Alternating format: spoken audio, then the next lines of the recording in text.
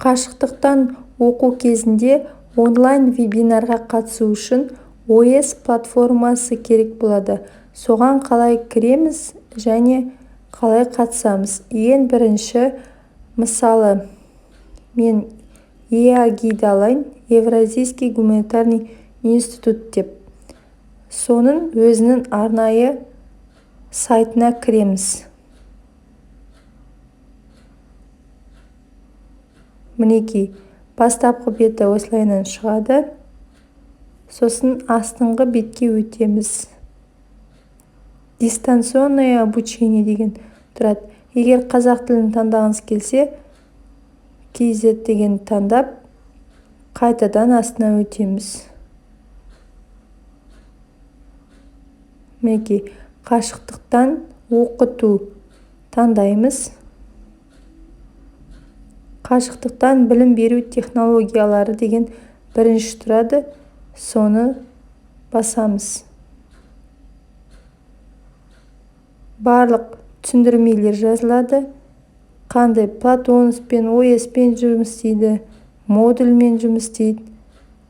Сонда бар деген онлайн вебинар ресурстарға қолжетімділік дегенді осы сілтемені басамыз. Яғни egi.os.kz дегенді. Егерде дұрыс істемей жатса, немесе білмей жатсаңыз, Платоновқа қалай кіреді, барлық видеолар бар, тапсырманы қалай алу керек, кітапхана онлайн қалай кіреміз, сол туралы түгел ақпараттар жазылған. Мінекей, os.kz дегенді басамыз.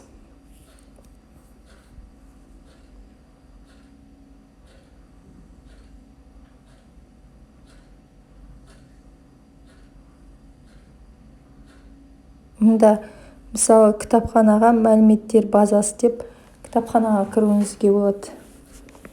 Мінекей, сосын логин парольді тересіз. Платонустағы логин пароль және модульдағы бірдей болады. Яғни ең бірінші микрофон таңдап, веб-камераны қосыңыз, сосын веб-камера дұрыс істеп тұрғанын байқаңыз дейді. Содан кейін микрофонды қосып, веб-камераны қосқаннан кейін дұрыстығын біліп, мысалы, вебинары дегенді басасыз. Қазір, мысалы, ешқандай вебинар болып жатқан жоқ. Сізге осы жерде шығып тұрады. Зайтиді басып, қатыса бересіз. Яғни кіру деген болып тұрады.